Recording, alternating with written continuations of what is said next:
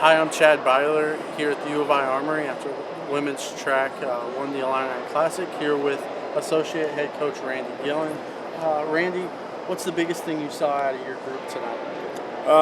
Simply put, we saw a group of young women that were competing. That's what we continue to ask for these earlier meets. We know that where we are with our training, the volumes are still pretty high. They're not quite fresh and polished. But we ask that they come out there and compete really, really hard, knowing that as we kind of taper back and cut back on the training, better results will come. But first, they have to learn how to compete, and how to go in there and mix it up. Even though they're not at their best, still knowing how to line up and give it their all. And as the hurdles coach, Seymour has won the 60-meter hurdles 2 weeks in a row. What are you seeing out of her progressing into this season?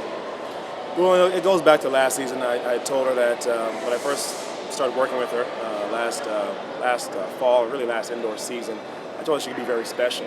And as she mentioned last week, she's been working very hard from August to this point, really buying in, really understanding what it is that we're trying to accomplish. And as we're seeing results. Now, I see her as a young woman that could put herself amongst the Big Ten elite, and if she does that, she'll give herself a good shot at qualifying for nationals. So that being said, she stays focused, stays the course, great things will follow. And finally, next week you've got a pretty big meet. It'll be a step up in competition for a team that's fairly young.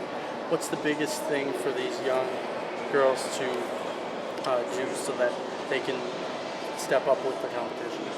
Well, first and foremost, they have to believe in themselves. First and foremost, they have to be comfortable in that environment, which could be very intimidating because you're going to have some of the best that the country has to offer. But they have to understand that they're well prepared, they're well coached. They've made some early strides, and they need to gain confidence from that and take that into this meet. If they do that, they'll be successful. Thanks, Coach. For more on Fighting Illini women's track and field, go to fightingillini.com.